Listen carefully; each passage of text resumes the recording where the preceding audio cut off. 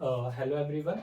तो इस video series में जिसका नाम है advance maths for 11th and 12th, हम ऐसे टॉपिक्स को डिस्कस करेंगे जो 11th एंड 12th में नहीं है, वो अंडर ग्रेड में है। पर क्योंकि आपको मैथमेटिक्स अच्छा लगता है, आपको इक्वेशन के बारे में, फंक्शंस के बारे में, फॉर्मूलाज के बारे में जानना पसंद है, तो हमने सोचा कि आपको अंडर ग्रेड के आप बेसिकली एक्स्ट्रा जानना चाहते हैं। अंडर ग्रेड के कुछ टॉपिक्स पता होने चाहिए जो 11th एंड 12th में थोड़ा रिलेवेंस रखते हैं, मतलब उसका लो लेवल रिलेवेंस रखता है, पर क्योंकि आप इंटरेस्टेड है तो आप ज्यादा भी जान सकते हैं।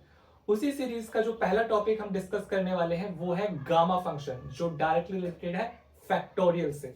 आई होप कि आप फैक्टोरियल क्या होता है आपको पता है, पर अगर नहीं पता है तो वो भी हम देख लेंगे। तो टॉपिक का नाम क्या है? Gamma function.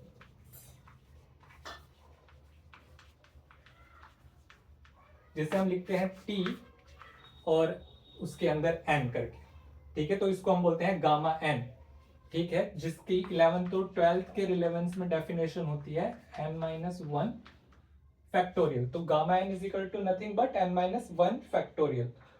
और अगर आपको नहीं पता है कि फैक्टोरियल क्या होता है, तो वो होता है, फॉर एन एग्जाम्पल, 4 का फैक्टोरियल क्या होता है? वो क्या होता है? 4 × 3 2 × 1।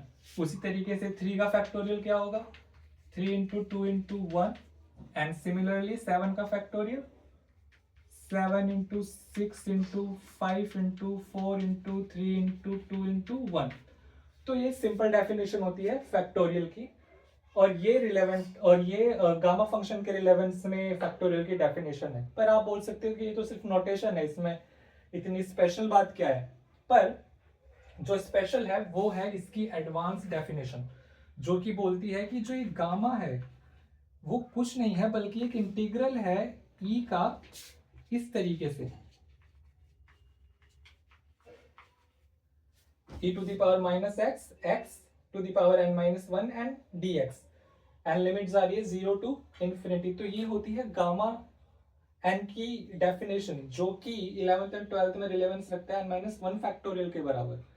और इंटरेस्टिंगली अगर आप देखोगे यहाँ पे फैक्टोरियल जो आपने पढ़ा होगा, आपने देखा होगा बस हम इंटीजर की वैल्यू ही फैक्टोरियल से काउंट कर सकते हैं। जैसे कि अगर मैं आपसे पूछूं कि 0.7 का फैक्टोरियल क्या है, तो आप बोलेंगे कि ये तो वैलिड नहीं है, मतलब 0.7 का फैक्टोरियल क्या हो सकता है। पर कुछ फ्रैक्शन ऐसे होते हैं जिनके फैक्टोरियल हम इस डेफिनेशन के बेसिस पे निकाल सकते हैं, और इसीलिए ये जो फंक्शन है गामा का वो इंटरेस्टिंग है, ठीक है। तो बेसिकली ये बात हो गई गामा फंक्शन की, और ये हो गई इसकी डेफिनेशन। और अगर आपको लग रहा होगा कि पता नहीं बहुत ज्यादा दिमाग लगा के डेफिनेशन बनाई होगी, तो इसका प्रूफ इतना आसान है कि आप सोचोगे कि ये मैंने क्यों नहीं डिस्कवर किया। मतलब कुछ फॉर्मूलाज ऐसे होते हैं कि आप उन्हें पढ़ते हो और आपको लगता है कि काश मैं इसको डिस्कवर करता। सिमिलरली इसकी जो डेरिवेशन है, जो इसका लाइक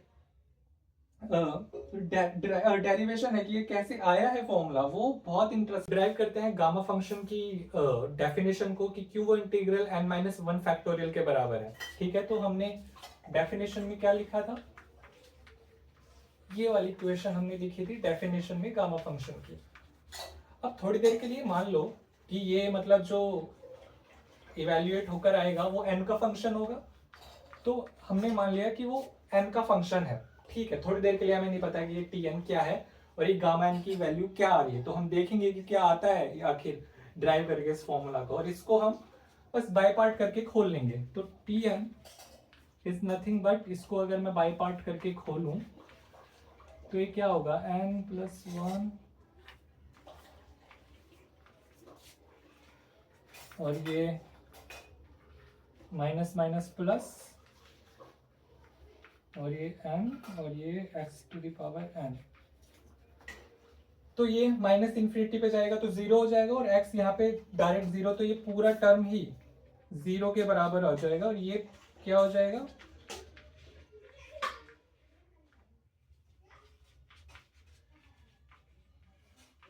और अगर आप इसे ध्यान से देखोगे तो ये कुछ नहीं है, ये क्या है? इस फॉर्मूले के हिसाब से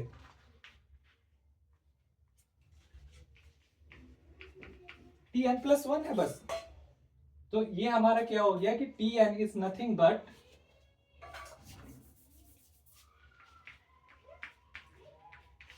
Tn+1। तो आई होप कि इतना आपको समझ में आ गया है, और ये इंटीग्रल भी मैंने कैसे करा है वो भी आपको समझ में आ गया है। तो मैं यहां से डायरेक्टली लिख सकता हूं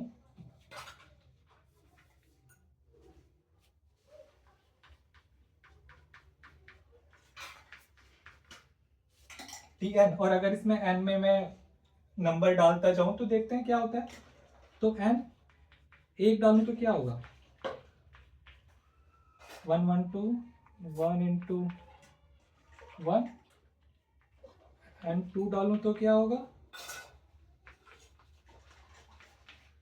एंड आई होप कि आपको पता लग रहा है कि ये कहां पे जा रहा है। और 3 डालूं तो क्या होगा,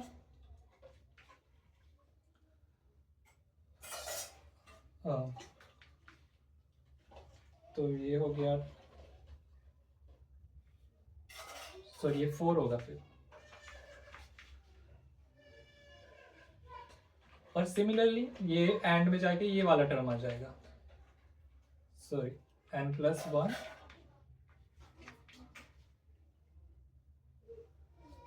तो अभी अगर आप देखो इस पूरी सीरीज को देखोगे तो आप देखोगे कि ये सारे टर्म कट रहे हैं। Tn से ये कट गया, 3n इससे कट गया, ये वाला किसी और से कट जाएगा, और ये और एंड में ये वाला बचेगा, ये भी यहाँ पे किसी एक टर्म से कट रहा होगा, और एंड में बचेगा हमारे पास ये Tn+1 और ये नंबर 1 2 3 4 n तक।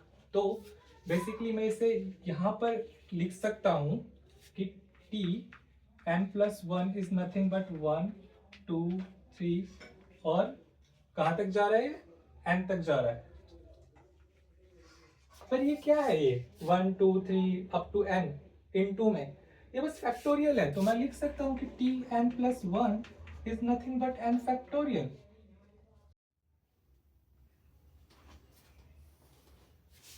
ठीक है, और यहां से आप Tn को डायरेक्टली n-1 फैक्टोरियल लिख सकते हैं, एंड दैट्स ऑल।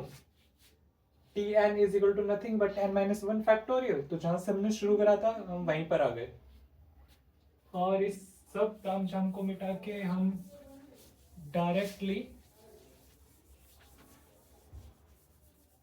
लिख सकते हैं n-1 फैक्टोरियल, और यहीं से हम लिखते हैं gamma n is nothing but n-1 factorial. Interestingly जब n की वैल्यू 1/2 रखी जाती है तो हमें पता लगता है कि ये √π के बराबर है। ये एक आइडेंटिटी है, अभी के लिए आप इसे इसी तरह याद रखो। ये क्यों आता है वो अलग वीडियो का टॉपिक है, पर फॉर एन एग्जांपल इससे एक आइडेंटिटी आती है कि जब n is equal to half होता है तो इसकी वैल्यू √π के बराबर होती है। ठीक है, सो दैट्स ऑल। इसी वीडियो में सिर्फ इतना ही था, and thank you for watching this video. अगर आपको वीडियो अच्छा लगा तो प्लीज सब्सक्राइब कीजिए और लाइक कीजिए और कमेंट कीजिए, एंड दैट्स ऑल।